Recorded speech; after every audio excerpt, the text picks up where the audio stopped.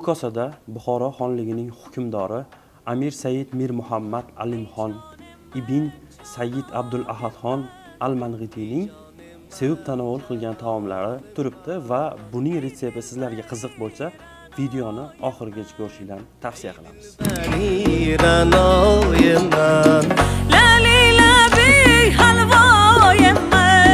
لالي لبي حلوای من از من چرا رنجیده‌ای از من چرا رنجیده‌ای رنجیده‌ای رنجیده‌ای رنجیده‌ای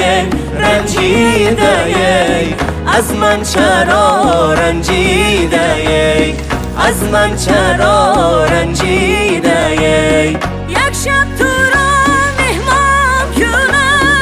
از جان دل قربان کنم جای تو در چشمان کنم جای تو در چشمان کنم از من چرا رنجیده‌ای از من چرا Mana shunday Buxoro xonlari ichgan mastavadan ichishni istasangiz, tez kunda Zafronda ko'rishguncha.